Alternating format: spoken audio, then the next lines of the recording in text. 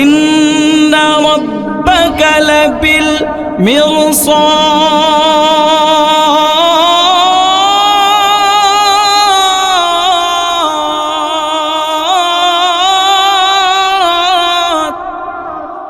এরে আল্লাহর বান্দা, আরবিতে মিরসাদ বলা হয় এমন অবস্থাকে শিকারী যখন শিকার করার জন্য জঙ্গলে চলে যায়, তখন ওই বান্দা কদম ফেরাই তো সাবধানে ফেরাই, শ্বাস নিঃশ্বাস নাই তো সাবধানতার সাথে নেয়।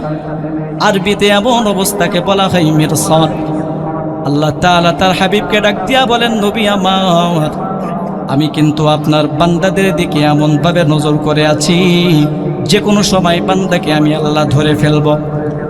3 নম্বর, মানুষ যখন একাকী থাকে, শয়তান তার অন্তরের ভিতরে ধারণা নিয়ে চলে আসে। শয়তান বলে, বান্দারে এখন তুই গুনাহ কর, কারণ এখন যদি তুমি গুনাহ করো তোমার আশেপাশে তো কেউ নাই, তুমি গুনাহ করলে সম্পর্কে কেউ জানবে না। এরে আল্লাহর বান্দা, আমার কথার একটু জবাব দেন। দুনিয়ার কোনো মানুষ আমাদের বিষয় সম্পর্কে না জানলেও সদা সর্বদা আমাদের সব বিষয় সম্পর্কে একজন অবগত আছেন, তিনি কে? ইয়ালামু খাইনাতাল আয়ুনি ওয়া মা তুখফিস সুদূর। আল্লাহ বলে, বান্দারে, ইয়ালামু খাইনাতাল আয়ুন, তোমার চোখ কোন দিকে যায় আমি আল্লাহ সম্পর্কে অবগত। শুধুমাত্র আমি আল্লাহ দৃশ্যমান বিষয় সম্পর্কে অবগত আছে, বিষয়টা কিন্তু এমন নয়। ওয়া মা তুখফিস সুদূর, বান্দা তুমি তোমার অন্তরের মাধ্যমে কি কল্পনা করো দুনিয়ার কেউ জানুক চাই না জানুক, একজন জানেন, চিল্লায় বলেন তিনি কে? তাহলে আমরা যখন গুনাহ করি আল্লাহ আমাদের দিকে তাকায় থাকে, আমরা যে গুনাহ করি আল্লাহ সম্পর্কে জানেন। শুধুমাত্র আল্লাহ দেখেন, আল্লাহ জানেন, বিষয়টা কিন্তু এমন নয়। আমরা যখন গুনাহের কাজ করি আল্লাহ তাআলা তখন আমাদেরকে মায়া করে ডাক দিতে থাকেন। আল্লাহ বলেন, ইয়া আইয়ুহাল ইনসানু মা গাররাকা বিরাব্বিকাল কারীম। আল্লাহ তাআলা বলেন, হে মানুষ, কোন জিনিস তোমাকে তোমার রবের ব্যাপারে, কারীম রবের ভেতরে, ভুলের ভিতরে, ধোকার ভিতরে ফেলে দিয়েছে? আল্লাহর বান্দা, আরবিতে কারীম বলা হয় এমন সত্তাকে যিনি না চাওয়াতেই বান্দাকে সব কিছু দিয়ে দেন। আমরা যে এখানে বসে আছি, কান দ্বারা কথা শুনতেছি, এই কান কি আল্লাহ তাআলার কাছে কোনোদিন চেয়েছিলাম নাকি? চাই নাই। চোখ দ্বারা দেখতেছি, চোখ আল্লাহ তাআলা না চাওয়াতেই দান করে দিয়েছেন। জবান দ্বারা কথা বলতেছি, এই জবান কিন্তু আল্লাহ তাআলা না চাওয়াতেই দিয়ে দিয়েছেন। আর না চাওয়াতেই যিনি সব কিছু দিয়ে দেন, কারীম তো তিনি হন। যে আল্লাহ না চাওয়াতেই সব কিছু আমাদেরকে দিয়ে দিয়েছেন, ওই আল্লাহ তাআলা আমাদের জন্য তার অন্তরের ভিতরে কি পরিমাণে মায়া থাকতে পারে বোঝানোর জন্য বলি, দুনিয়ার ভিতরে আল্লাহ তাআলার পরে সব থেকে বেশি মায়া অন্তরে যার, সেই মানুষটার নাম কি বলেন? আল্লাহর পরে সব থেকে বেশি মায়া কার অন্তরে? মায়ের অন্তরে। মায়ের অন্তরের ভিতরে সন্তানের জন্য কি পরিমাণে মায়া, এটা দুনিয়ার কোনো মানুষকে বলে বোঝানো যাবে না, মা ছাড়া। ফুকাহায়ে কেরাম মাসআলা ইস্তেমবাদ করেছেন, একজন সন্তানের আগে, সন্তান যদি মা বাবার আগে দুনিয়া থেকে বিদায় হয়ে যায়, তাহলে পিতার জন্য সন্তানের লাশের পিছনে পিছনে যাওয়ার বৈধতা আছে। আবার বাবা সন্তানকে দাফন করার জন্য কবরের ভিতরে নামার জন্য ইজাজত আছে। বলে, বাবা কেন নামতে পারবে? বাবার অন্তরের ভিতরে সন্তানের প্রতি কি মায়া নাই, মহাব্বত নাই? বলে, বাবার অন্তরের ভিতরে সন্তানের জন্য মায়ার কোনো কমতি নাই, কিন্তু বাবা যদি সন্তানের কবরের ভিতরে নেমে যায়, দাফন করার পর আবার সুস্থ শরীর নিয়ে বাবা উপরে উঠতে পারে, সেই শক্তি আল্লাহ বাবার অন্তরে দিয়েছে। কিন্তু একজন মায়ের জন্য তার সন্তানের লাশের পিছনে যাওয়ার কোনো বৈধতা নাই। আবার কোনো মা তার সন্তানের কবরের ভিতরে লাশ দাফন করার জন্য নামতেও পারবে না। বলে, কেন পারবে না? মায়ের অন্তরের ভিতরে সন্তানের জন্য এত পরিমাণে মায়া, মা যদি সন্তানকে দাফন করার জন্য কবরের ভিতরে নামে, দুনিয়ার এমন কোনো মা নাই যে সন্তানকে দাফন করার পর সুস্থ সরিয়ে দিয়ে আবার উপরে উঠতে পারবে। মা সন্তানকে দাফন করার পর নিজেই লাশ হয়ে কবরের ভিতরে শুয়ে পড়বে। ওরে মায়ের কান্দন যাবজ্জীবন,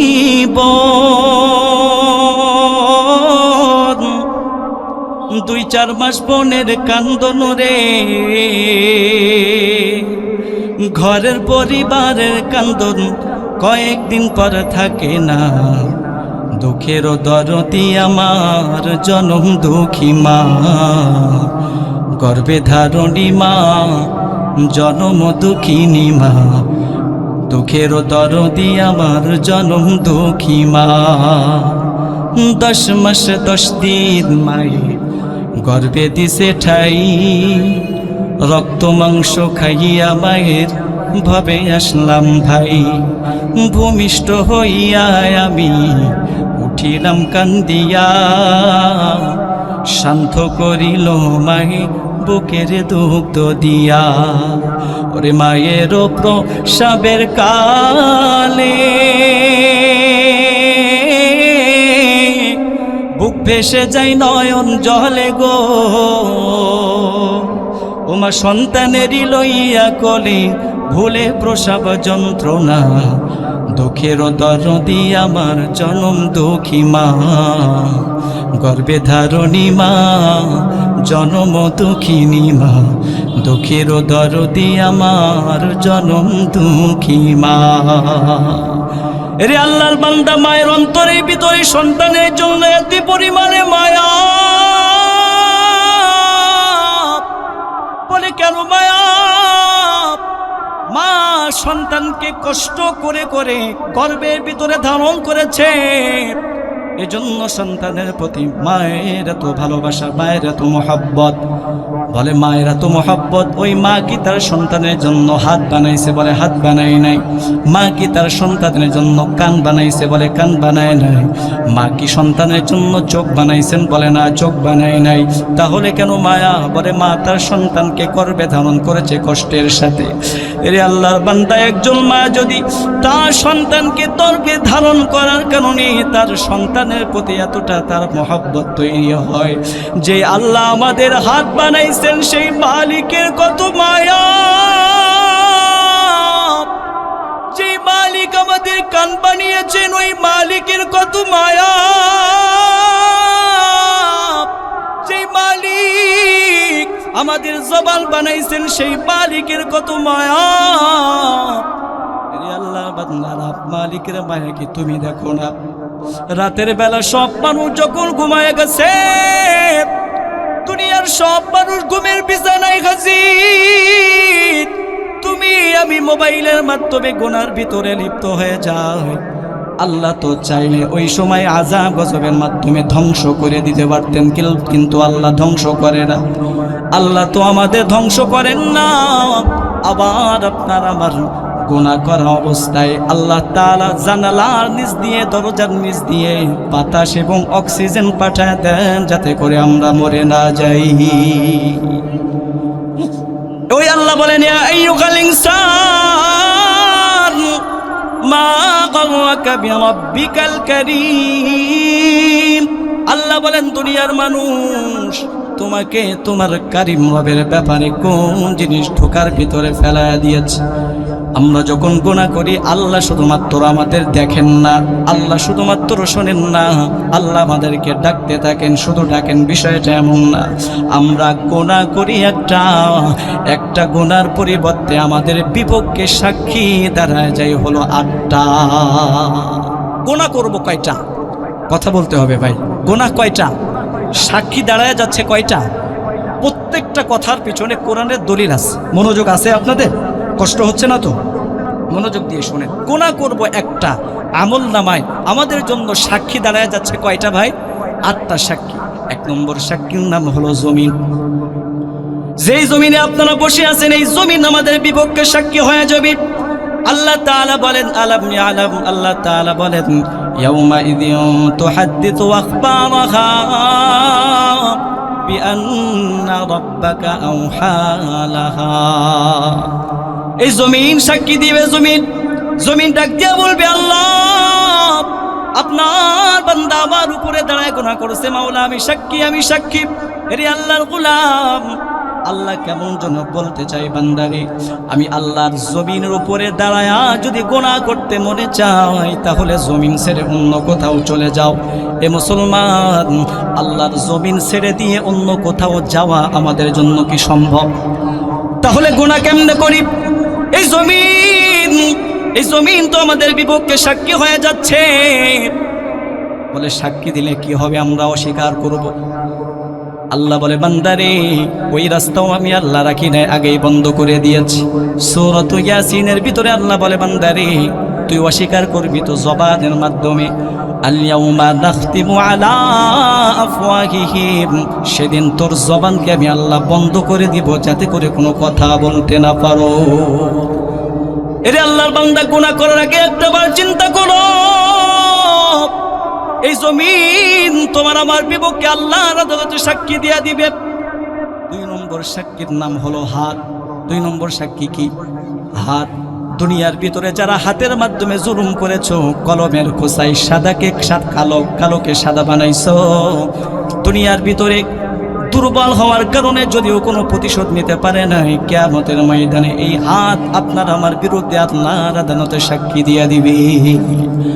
আল্লাহ বলেন, তুকাল্লিমুনা আইদিহিম, হাত কথা বলবে, হাত বলবে, আল্লাহ আপনার বান্দা আমার মাধ্যমে গুনাহ করছে, আমি সাক্ষী। এখন বলবেন, হুজুর হাত কি আবার কথা বলতে পারে নাকি? এ মুসলমান, যে আল্লাহ জবানের মাধ্যমে কথা বলানোর ক্ষমতা রাখেন, ওই আল্লাহ হাতের মাধ্যমে কথা বলানোর ক্ষমতা রাখেন কি রাখেন না? হাত সাক্ষী দিবে। 3 নম্বর সাক্ষীর নাম হলো পাপ। আল্লাহ বলেন, এই পাপ বান্দার বিরুদ্ধে সাক্ষী হয়ে যাবে। পা বলবে, আল্লাহ আমার মাধ্যমে তোমার গোলাম কে যে এখানে সেখানে যে গুনাহ করছে আমি সাক্ষী। আল্লাহ বলেন, ওয়া তাশহাদু আরজুলুহুম বিমা কানু ইয়াকসিবুন, পা সাক্ষী দি। এরে আল্লাহর বান্দা, দুনিয়ার ভিতরে হাত নাই, পা নাই, একটা প্লেট নিয়ে গড়ায় রাস্তা ভিক্ষা করে এমন মানুষ আছে না নাই? তাদের তো হাত নাই, পা নাই, তাহলে তাদের জন্য কে সাক্ষী দিবে? আল্লাহ বলে, বান্দারে এখনো তো সাক্ষীর অভাব পড়ে নাই। আল্লাহ বলেন সূরাতু হামিম সাজদার ভিতরে বলেন, হাত্তা ইদা মা জাউহা শাহিদা আলাইহিম সামউহুম ওয়া আবসারুহুম ওয়া জুলুদুহুম বিমা কানু ইয়ামালুন। আল্লাহ তাআলা বলেন, কান সাক্ষী দিবে কান, চোখ সাক্ষী দিবে চোখ, চামড়া সাক্ষী দিবে চামড়া। 4 নম্বর সাক্ষীর নাম হলো কান। এই যুবক আল্লাহর বান্দারা মনোযোগ দিয়ে কথাটা শোনার চেষ্টা করো। যেই কানের মাধ্যমে হিন্দিকারের তারের আওয়াজ কানের ভিতরে ঢুকাইছো, আর মনে করতেছো তোমার এই অপরাধ সম্পর্কে কেউ শুনছে না, কেউ জানে না। আল্লাহ বলে, গোলাম রে, কারো শোনার দরকার নাই। যেই কানের মাধ্যমে তুমি গুনাহ করছো, ওই কান তোমার বিরুদ্ধে কিয়ামতের ময়দানে আমি আল্লাহর দরবারে সাক্ষী হয়ে যাবে। 5 নম্বর সাক্ষী হলো চোখ। আল্লাহ বলেন, ওয়া আবসারুহুম সামউহুম ওয়া আবসারুহুম, চোখ সাক্ষী দিবে চোখ। এরে যুবক, দুনিয়ার ভিতরে যারা চোখের মাধ্যমে গুনাহ করো, আর মনে করো তোমার এই সম্পর্কে কেউ দেখে না, আল্লাহ বলেন, রে বান্দা, কারো দেখার দরকার নাই। যে চোখের মাধ্যমে তুমি গুনাহ করছো, ওই চোখ তোমার বিরুদ্ধে কিয়ামতের ময়দানে আমি আল্লাহ দরবারে সাক্ষী দিয়ে দিবি। কয়টা গেছে ভাই? কয়টা গেছে? 6টা গেছে। 5টা গেছে, 5টা। 6 নম্বর হলো চামড়া। ওয়াজুলুদুহুম, আল্লাহ বলে চামড়া সাক্ষী দিবে। বলে, চামড়া আবার কেমনে সাক্ষী দিবে? এই কথাটাই অপরাধী ব্যক্তিরা চামড়ার কাছে জিজ্ঞাসা করবে। তারা বলবে, ক্বালু লিজুলুদিহিম লিমা শাহিদতুম আলাইনা। আল্লাহ বলেন, কিয়ামতের ময়দানে অপরাধী ব্যক্তিরা চামড়াকে বলবে, লিমা শাহিদতুম আলাইনা, আমাদের বিপক্ষে কেন তোমরা আল্লাহর আদালতে সাক্ষী দিয়া দিলা? তখন চামড়া বলবে ক্বালু আনতাকানাল্লাহুল্লাযী আনতাকা কুল্লা শাই, যে দুনিয়ার ভিতরে সবাইকে কথা বলার ক্ষমতা দিয়েছিলেন, ওই আল্লাহ আজকে আমাকে কথা বলার ক্ষমতা দিয়া তোমাদের বিপক্ষে সাক্ষী দেওয়ার আদেশ করেছে। 6 নম্বর সাক্ষী। 7 নম্বর সাক্ষী হলো কিরামান কাতিবিন। রব বলেন কিরামান কাতিবিন ইয়ালামুনা মা তাফআলুন।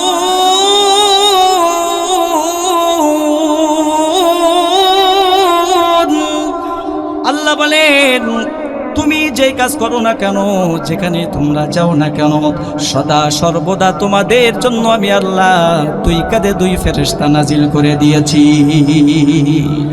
2 কাঁধেতে ছিল তোমার 2 জানা পাহারা,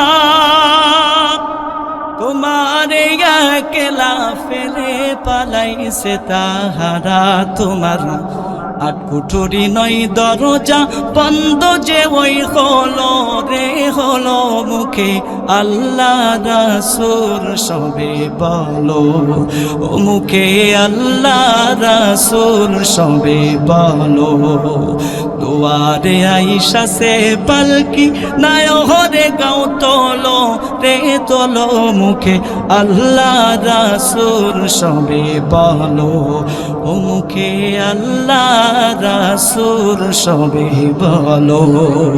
মারহাবা বলবেন না? আপনাদের কষ্ট হচ্ছে, খারাপ লাগছে? সাক্ষী গেছে কয়টা? 6টা গিয়েছে, 7টা গিয়েছে। 8 নম্বর সাক্ষী হলো আসল সাক্ষী। 8 নম্বর সাক্ষী কি? আসল সাক্ষী। যেই 7টা সাক্ষীর কথা বললাম, ওই 7টা সাক্ষীর ক্ষেত্রে আল্লাহর কথার ধরন ছিল একরকম, এখন চেঞ্জ হয়ে গেছে।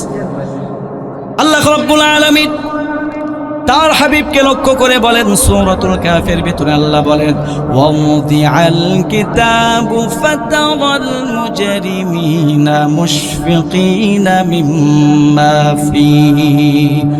আল্লাহ রাব্বুল আলামিন বলেন হাবিব আমার, আপনি দেখবেন অপরাধীদের সামনে যখন আমলনামা রাখা হবে, তখন তারা আমলনামা দেখে ভীত সন্ত্রস্ত হয়ে যাবে, ভয়ে থরথর করে কাঁপতে থাকবে, আর আফসোস করে বলবে ইয়াকুলুন ইয়া ওয়াইলাতানা মা লিহাদাল কিতাব লা ইউগাদিরু সগীরাতাও ওয়ালা কাবীরাতান ইল্লা আহসাহা। আমলনামা যখন তারা দেখবে ভয়ে থরথর করে কাঁপতে থাকবে, আর বলবে আয় হায় এটা কেমন আমলনামা রে, একটা ছোট বড় কোনো কিছুই ছুটে না, যেটা করছি আমলনামার ভিতরে আল্লাহ তাআলা সব কিছু উঠায়া দিয়েছে। আল্লাহর বান্দা আমলনামা দেখবে আর হাউমাউ করে কান্নাকাটি শুরু করে দিবে। আল্লাহর পক্ষ থেকে আযাব আসবে, রে গোলাম এখন আর কেঁদে কোনো লাভ হবে না, এখন আমলনামাটা তুই নিয়ে আনে। আমলনামা হবে, আমলনামা দেওয়া হবে বাম হাতে। এরে আল্লাহর বান্দা মনোযোগ দিয়ে কথাগুলো শুনো, আমলনামাটা বাম হাতে দেওয়া হবে, সাধারণভাবে দেওয়া হবে না। আল্লাহ বলবেন ওই গুনাহগার ফরমানের হাতটা ধরে মোচড় দিয়ে পিছনে নিয়ে কলিজা ছিদ্র করে সামনে দিয়ে দাও। যখন হাতটা পিছন থেকে নিয়ে কলিজা ছিদ্র করে সামনে দেওয়া হবে রে যুবক, এই সময় আমলনামা দেখবে যখন বাম হাতে দেওয়া হবে কান্নার আওয়াজ, কান্না করতে থাকবে আর বলতে থাকবে। সূরাতুল হাক্কার ভিতরে আল্লাহ বলেন ওয়া আম্মা মান উতিয়া কিতাবাহু বিশিমালিহি ফায়াকুলু ইয়া লাইতানি লাম উতা কিতাবিয়া।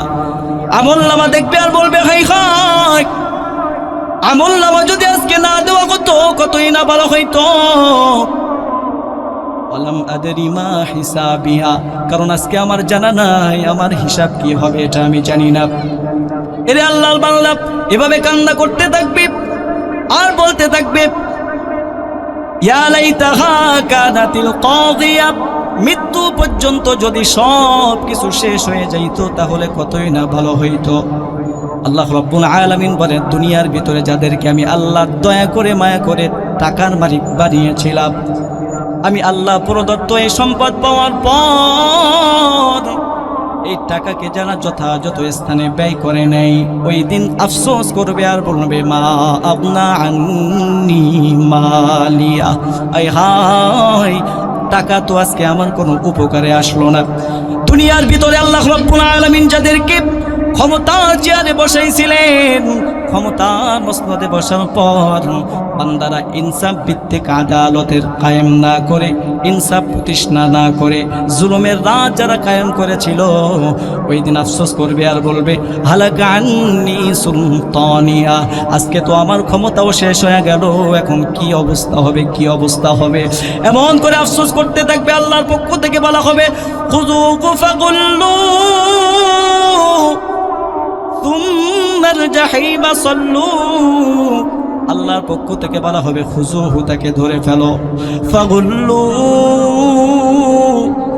বেরি পড়া, জাহান্নামের বেরি পড়াও, সুম্মা ফি সিলসিলাতিন দারউহা ৭০ দিরাআন ফাসলুকু, ৭০ গজ লম্বা শিকল দিয়া পেঁচায়া থেকে জাহান্নামের ভিতরে নিক্ষেপ কর। এরে আল্লাহর বান্দা, ৭০ গজ লম্বা শিকল দিয়া কেমন করে পেঁচানো হবে? আব্দুল্লাহ ইবনে আব্বাস রাদিয়াল্লাহু তাআলা আনহুমার থেকে রিওয়ায়াত আসছে, লম্বা শিকলের এক মাথা নাকের ছিদ্র দিয়া পেঁচায়া, নাকের ছিদ্র দ্বারা ঢুকায়া পায়খানার রাস্তা দিয়ে বের করা হবে। এরে আল্লাহর বান্দা, এরে যুবক ভাই, একটা বার চিন্তা করো, ওই আযাব কি সহ্য করা যাবে? ওই জাহান্নামের আগুনের তাপ কেমন করে সহ্য করবা রে যুবক? দুনিয়ার সামান্য আগুনের তাপ সহ্য করা যায় না, সামান্য চুলার আগুনের তাপ সহ্য করা যায় না, ভাটার আগুনের ধারে কাছেও যাওয়া যায় না। জাহান্নামের আগুন হলো দুনিয়ার আগুন থেকে ৭০ গুণ তাপের মাত্রার আগুন। ওই আগুনকে তাপ কেমন করে সহ্য করবা? এরে আল্লাহর বান্দা, যদি এই ধারণা পোষণ করো, বয়স তো আমার এখন বেশি হয় নাই, ৪০ বছর হোক, তারপরে আল্লাহর ইবাদত করব, হুকুম আহকাম পালন করব। এরে আল্লাহর বান্দা, কার হায়াত কোন পর্যন্ত, কোন সময় পর্যন্ত বাঁচবে, এটা দুনিয়ার কেউ কি জানে নাকি? তাহলে কেমন করে এই ধারণা তুমি পোষণ করলাম? তুমি আমি কোথায় বলবো? এটা আল্লাহ ছাড়া কেউ জানে না। এরে আল্লাহর বান্দা, মালাকুল মউত কিন্তু কারো কাছে অনুমতি নিয়ে আসে না রে বাবা। মালাকুল মাউত অনুমতি নিয়ে কারোর কাছে আসে না। এজন্য সময় থাকতে সময়টারে মূল্যায়ন করো রে যুবক ভাই। নিজের মনটাকে একটা বার বুঝাও না রে মন। দুনিয়ার ভিতরে নিজের নফসানি খাহেসাত অনুযায়ী জীবন তো কম চালায় নাই, কখন জানি মৃত্যুর পরোয়ানা চলে আসে জানা নাই। সময় থাকতে তুমি হেদায়েতের রাস্তায় আগায়া যাও, কারণ আমাদের একজন মালিক আছেন, হতাশ হওয়ার কিছু নাই হুজুর। আল্লাহ তাআলা বলে, বান্দারে, আমি আল্লাহ এমন একজন আল্লাহ, দুনিয়ার সব অপরাধীকে ব্যক্তিকে বান্দারা তালাশ করে শাস্তি দেওয়ার জন্য, আর আমাদের মালিক অপরাধী ব্যক্তিকে তালাশ করে ক্ষমা দেওয়ার জন্য। আল্লাহ তো বড় বড় অপরাধীদেরকেও মাফ করে দিয়েছে, তাহলে আমাদের অপরাধকে আল্লাহ মাফ করবে না মনে হয়? কি বলেন আপনাদের, মাফ করবে না? ফকি আবুল লাইথ আস-সামারকান্দি রাহমাতুল্লাহি আলাইহি, তার একটা কিতাব আছে তানবীহুল গাফিলিন। এই কিতাবের ভেতরে তিনি একটা হাদিস নিয়ে এসেছেন। হযরত ওমর ইবনুল খাত্তাব রাদিয়াল্লাহু তাআলা আনহু একদিন আল্লাহ রাসূলের দরবারে যাচ্ছেন। প্রতিমধ্যে দেখলেন এক যুবক জাহান্নামের ভয়ে কান্না করছে। দুনিয়ার ভিতরে এমন কিছু কান্না আছে যেই কান্না দেখলে অন্য মানুষও কেঁদে ফেলে। হযরতে ওমর ওই যুবকের কান্না দেখে নিজেও আর কান্নাকে কন্ট্রোল করতে পারেন না, কান্না শুরু করে দিছে। কান্না করতে করতে আল্লাহ রাসূলের দরবারে যখন হাজির হয়ে গেলেন, মায়ার নবী দেখলেন হযরতে ওমর কাঁদে। জিজ্ঞাসা করলেন, মা ইউবকিকা ইয়া ওমর, হে ওমর তুমি কেঁদো কাঁদো? ওমর বলেন, ইয়া রাসূলুল্লাহ, আসার পথে দেখলাম এক যুবক জাহান্নামের ভয়ে ক্রন্দন করে। নবী গো, তার কান্না দেখে আমি নিজেকে আর কন্ট্রোল করতে পারি নাই। নবী বললেন, আদখিল আলাইয়া, যুবকটারে আমার কাছে ডেকে নিয়ে আসো। ডেকে নিয়ে আসা হলো। নবী জিজ্ঞাসা করলেন, রে যুবক কিসের জন্য তুমি কাঁদো, তোমার কাঁদার কারণটা কি? ওই যুবক বলে, ইয়া রাসূলুল্লাহ, মারাত্মক অপরাধ আমি করে ফেলেছি, গুনাহ করে ফেলেছি। গুনাহের ভয়, জাহান্নামের আগুনে কেমন করে জ্বলবো এই ভয়ে আমি কান্না করি। নবী বললেন, রে যুবক, তুই এমন কি গুনাহ করেছো? তোমার গুনাহ বড় নাকি আল্লাহর আরশ বড়? যুবক বলে, আমার গুনাহ বড়। নবী আবারও জিজ্ঞাসা করলেন, রে যুবক, তোর গুনাহ বড় নাকি আল্লাহর কুরসি বড়? যুবক বলে, আমার গুনাহ বড়। নবী তখন বললেন, রে যুবক, কি এমন অপরাধ তুই করেছিস? আশরাকতা বিল্লাহি শাইআ, আল্লাহর সাথে কি তুই শরীক সাব্যস্ত করছিস নাকি?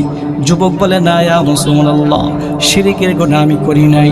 তাহলে আকাতালতা নাফসান বিগাইরি হক, তাহলে অন্যায়ভাবে কাউকে হত্যা করছো নাকি? বলে, না না, হত্যাও করি নাই।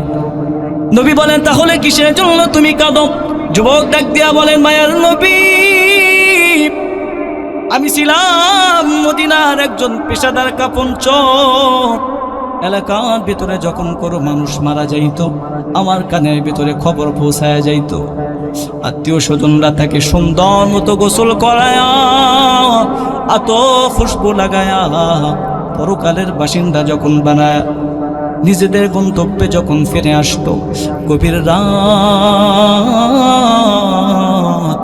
রাতে নিস্তব্ধতার পরিবেশ যখন চতুর্দিকে বিরাজ করত, আমি তখন আস্তে আস্তে কবরস্থানের দিকে চলে যাইতাম। কবরস্থানে গিয়া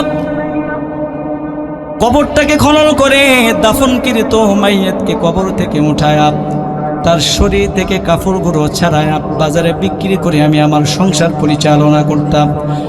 ইয়া রাসূলুল্লাহ, একদিন আমার কানের ভিতরে আওয়াজ, মদিনার এক সুন্দরী তরুণী দুনিয়া থেকে বিদায় হয়ে গেছে। আত্মীয় স্বজনরা তাকে সুন্দর মতো গোসল করায়, আতর খুশবু লাগায়া কবরস্থানের ভিতরে গিয়ে দাফন করে বাড়িতে চলে আসলো। আমি রাতের নিস্তব্ধতার পরিবেশ যখন বিরাজ করে, আমি তখন আস্তে আস্তে গিয়া কবরস্থানে হাজির হয়ে গেলাম। কবরটাকে খনন করে লাশটাকে কবর থেকে উঠায়া, তার শরীর থেকে নতুন কাফনের কাপড় খুলে যখন আমি চলে আসতে যাব, শয়তান আমার অন্তরের ভিতরে প্ররোচনা দেওয়া শুরু করলো, ধোকার ভিতরে ফেলাইয়া দিছে। শয়তান ডাক দিয়া বলল, রে যুবক, তাকায়া দেখ কত সুন্দর একজন তরুণীর লাশ। এই সুযোগ বারবার কিন্তু পাবি না রে যুবক, এই সুবর্ণ সুযোগকে কাজে লাগাও, এই সুযোগ কিন্তু কোনোদিন আর আসবে না। ইয়া রাসূলুল্লাহ, শয়তান আমাকে এমনভাবে ধোকার ভিতরে ফেলে দিয়েছে, শয়তানের ধোকায় পড়ে আমি ওই লাশের সাথে আমার প্রবৃত্তির চাহিদাকে পূরণ করে ফেললাম, জিনার ঘৃণিত কাজ আমি করে ফেললাম। ইয়া রাসূলুল্লাহ, কবর থেকে যখন আমি লাশটাকে উঠায়া ওই লাশের সাথে ঘৃণিত কাজ করে যখন চলে আসতে যাব, আমার কানের ভিতরে কেমন যেন ওই তরুণীর কণ্ঠের আওয়াজ আমার কানের ভিতরে ভেসে আসতেছে। তরুণী ডাক দিয়া বলল, রে যুবক, আমার আত্মীয় স্বজনরা তো আমাকে এখানে নাপাক অবস্থায় রাখে নাই, আমার আত্মীয় স্বজনরা তো আমাকে পবিত্র অবস্থায় আতর খুশবু লাগায়া আমাকে এখানে রেখে গিয়েছিল। এতজন মানুষের সামনে আমাকে কেন তুই বেইজ্জতি করলি? আমাকে কেন নাপাক অবস্থায় এখানে ফেলে চলে যাইতেছ? এরে যুবক, তোর অন্তরের ভিতরে কি মরণের ভয় নাই? জাহান্নামের ভয় কি তোর অন্তরের ভিতরে আসে না রে যুবক? ওই যুবক কান্না করে বলে, ইয়া রাসূলুল্লাহ, ওই তরুণীর আত্মচিৎকারের আওয়াজ আমার কণ্ঠকুহরে পৌঁছানোর পর থেকে আমার ভিতরে কেমন যেন জাহান্নামের ভয়। সারাটা সময় আমার অন্তরের ভিতরে কবরের চিন্তা ঢুকে গেছে। রে নবী, আমার কি নাজাতে কোনো অবস্থা আছে নাকি? মায়ার নবী কথা শুনে বললেন, রে যুবক, তুই তো মারাত্মক অন্যায় করে ফেলছিস। আল্লাহ রাসূল যখন এই কথা বললেন, বলা মাত্র যুবক একটা দৌড় দিয়ে সেখান থেকে চলে গেলেন, যাতে করে নবী তার সম্পর্কে আরো ভয়ানক কোনো কথা বলে না ফেলেন। দৌড় দিয়া একটা পাহাড়ের উপরে উঠে গেছে, আল্লাহ তাআলার কাছে ক্ষমা চাই। ডাক দিয়া বলে, আল্লাহ, তোমার হাবিব আমাকে ফিরাইয়া দিয়েছে, মাওলা তুমি আমারে ফিরাইয়া দিও না। এই আল্লাহর বান্দারা, ওই যুবক কান্না করে কোন ভাবে আল্লাহ তাআলার কাছে ক্ষমা চায়, সাইয়্যিদুল ইস্তিগফারের শব্দগুলা বইলা ক্ষমা চায়। আয় আল্লাহ, তুমি তো আমাকে বানাইছো, আমি অপরাধ করলি তো করতে করেছি, তোমার বান্দাই আমি, তুমি আমার খালেক, মাফ করে দাও। যুবক কাঁদে, একদিন দুই দিন নয়, 40 দিন পর্যন্ত লাগাতার যুবক চোখের পানিতে বুকটা ভাসায়া কান্না করে, আল্লাহ তুমি মাফ করে দাও, তুমি যদি মাফ না করো জাহান্নামের একটা আযাব, আয় আল্লাহ আসমান থেকে একটা আযাব পাঠায়া দেন, একটা আগুন পাঠায়া দেন, যেই আগুন আমাকে জ্বালায়া দিবে। দুনিয়ার আগুনে জ্বলতে চাই, এর বিনিময়ে জাহান্নামের আগুন থেকে আমি বাঁচতে চাই। 40 দিন যখন পার হয়ে গেল, জিবরিল আমিন আল্লাহ রাসূলের দরবারে হাজির, ডাক দিয়া বলেন, ইয়া রাসূলুল্লাহ, আল্লাহ তাআলা আপনাকে সালাম দিয়েছেন আর শুনতে চেয়েছেন। এই যে গোটা দুনিয়ার যত মাখলুকাত আছে তাদেরকে সৃষ্টি করেছে কে? নবী বলেন, আমাকে এবং তামাম মাখলুককে আল্লাহই তো সৃষ্টি করছে। জিবরিল বলেন, আল্লাহ আরো জানতে চেয়েছেন রে নবী, গোটা দুনিয়ার সমস্ত মাখলুককে রিজিক কে দেন? নবী বলেন, আল্লাহই তো রিজিক দেয় সকলকে। জিবরিল বলেন, ইয়া রাসূলুল্লাহ, আল্লাহ আরো জানতে চেয়েছেন মাখলুককে ক্ষমা কে করেন? নবী বলেন, আল্লাহ তাআলাই তো সকলকে ক্ষমা করেন। জিবরিল ডাক দিয়া বলেন, নবী আমার, তাহলে ওই যুবককে কেন তাড়ায়া দিয়েছেন? যুবক তাড়াতাড়ি ডেকে নিয়ে আসেন আর তাকে শোনায়া দেন, সে এমনভাবে তওবা করছে, এতভাবে আল্লাহ তাআলার কাছে খাঁটি অন্তরে তওবা করছে, যে তওবার পরে আর কোনো গুনাহ নাই, ভবিষ্যতে আর কোনোদিন গুনাহ করবে না বলে দৃঢ় সংকল্প গ্রহণ করেছে। নিজের গুনাহের প্রতি অনুতপ্ত অনুশোচনা লইয়া আল্লাহ তাআলার দরবারে ক্ষমা চেয়েছে। জিবরিল ডাক দিয়া বলেন, নবী আমার, ওই যুবকটারে শোনায়া দেন, আল্লাহ তাআলা তার জীবনের সব গুনাহগুলো ক্ষমা ঘোষণা করেছেন। আল্লাহ আল্লাহ क्या मुबारक नाम है, अल्लाह अल्लाह आशिकों का काम है, अल्लाह अल्लाह मी कुदत शम्सो कमर, अल्लाह अल्लाह मी कुदत शजारो हाजार। भाई राम, तो अल्लाह रब्बुल आलामीन আমাদের জন্য তওবার দরজা তো খোলা রাখছে। আল্লাহ রাব্বুল আলামিন প্রতিদিন আমাদেরকে ডাকতেছেন, বান্দা আমি আল্লাহর দরবারে ফিরে আসো, আমি আল্লাহর জমিন ছেড়ে অন্য কোথাও তুমি পালাইতে পারবে না। আইনাল মাফা, কোথায় পালাবে? আমি আল্লাহ ডাকতেছি, ফজরের সময় ডাকলাম, আসরে ডাকলাম, মাগরিবে ডাকলাম, ইশারে ডাকলাম, বান্দা পাই নাই। আমি আল্লাহ বেজারও হই নাই রে বান্দা, তুই কত গুনাহ করছিস, আমি আল্লাহ তো তোকে ডাকতেছি, প্রত্যেকদিন আল্লাহ ডাকতে থাকে, এ বান্দা আল্লাহ আমি মুস্তাগফিরিন ফাগফিরলাহ, কেউ আছো ক্ষমা চাইবা, আমি আল্লাহর কাছে আমি ক্ষমা করে দিব। আল্লাহ আমি মুস্তারজিকিন ফারজুকালাহ, কেউ আছো আমি আল্লাহ তাআলার কাছে রিজিক চাইবা, আমি আল্লাহ রিজিকের বন্দোবস্ত করে দিব। আল্লাহ এভাবে আমাদেরকে ডাকতেছেন আর বলতেছে, বান্দা কত গুনাহ করছ, আমি আল্লাহ চাই না বান্দা তুই জাহান্নামে চলে যা, কারণ আমি আল্লাহ জাহান্নাম বানাইছি, আমি আল্লাহ নিজ হাতে জান্নাতও বানাইছি।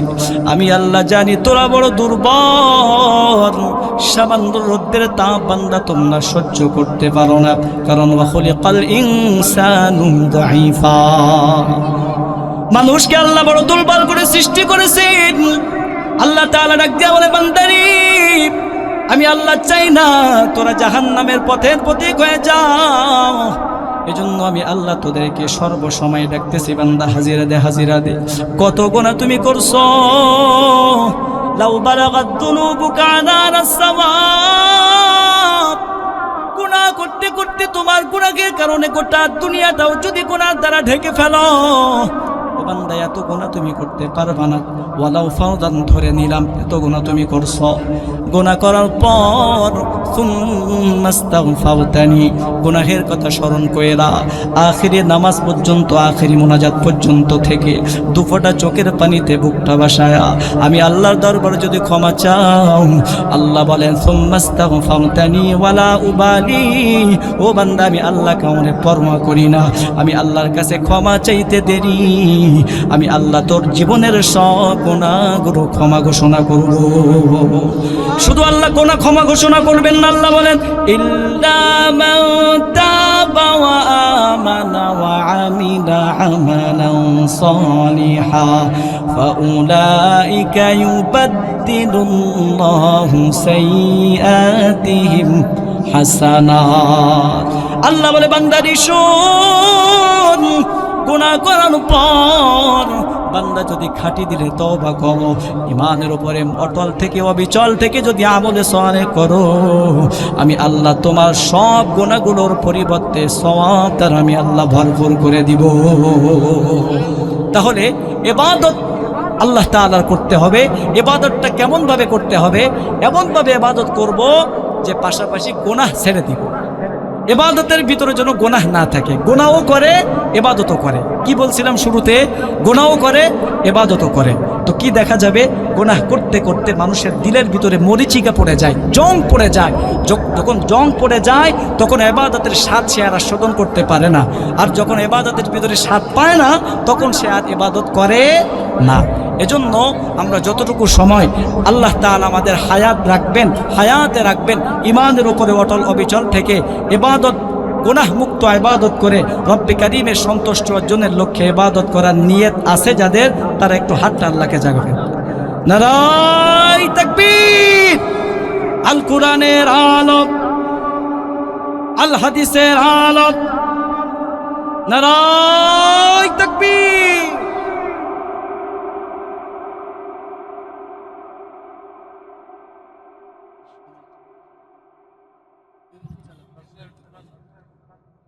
মুহতারাম হাজিরিন, এজন্য ওলামায়ে কেরাম বলেন, বুজুর্গানে দ্বীন বলেন, একটা গুনাহ যত ছোট হোক সেটা আমরা করব না। আর ইবাদত আমল যত ছোট হোক সেই ছোট আমল কখনো ছাড়ব না। কথাটা একটু সূক্ষ্ম, একটু বোঝার চেষ্টা করেন। একটা আমল, একটা ইবাদত ছোট হোক ছাড়ব না, গুনাহ যত ছোট হোক সেটা করব না। কারণ কি জানেন?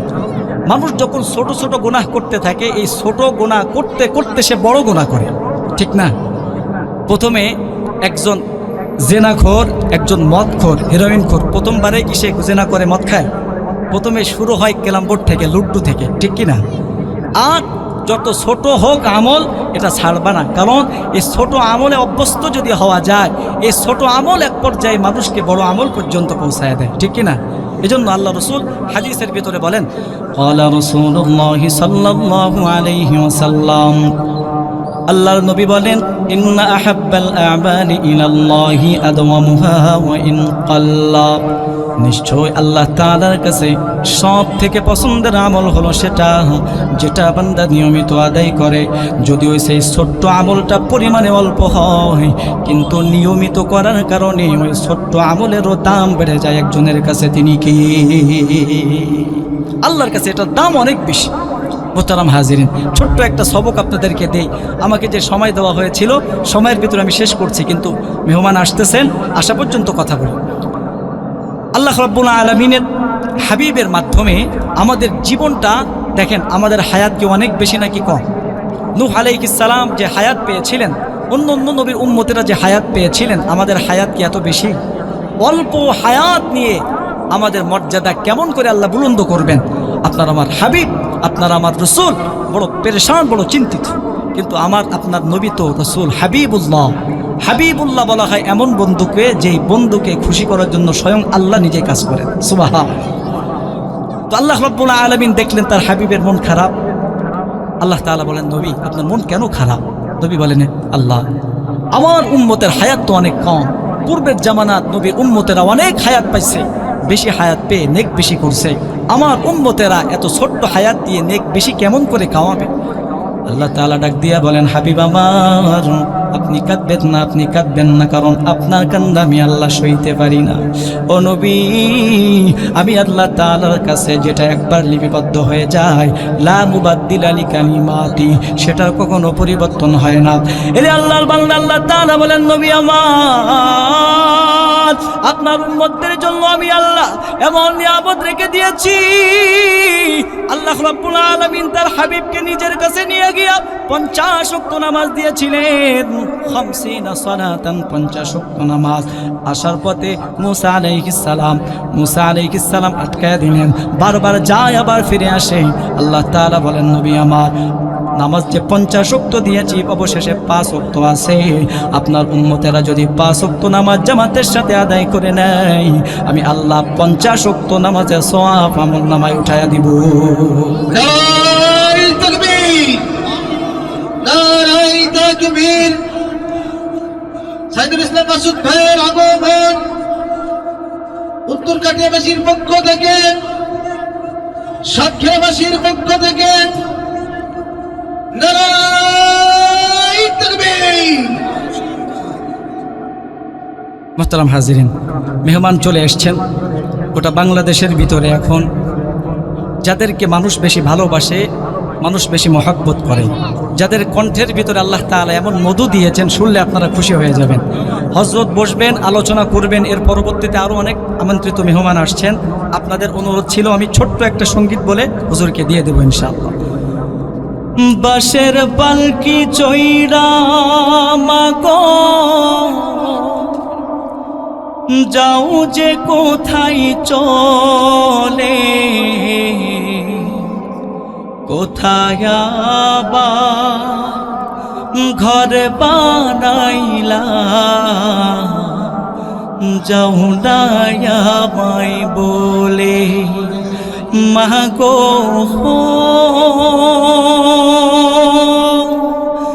যাও না আমায় বলে।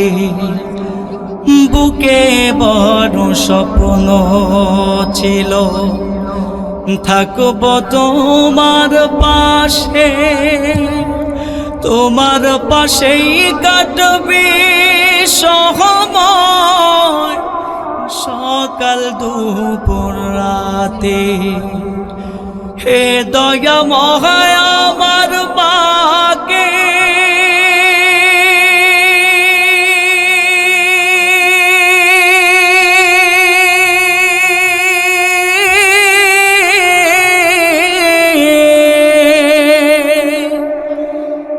দয়াময় আমার মাকে জান্নাতে নাও তুলে, কোথায় আবার ঘর বানাইলা,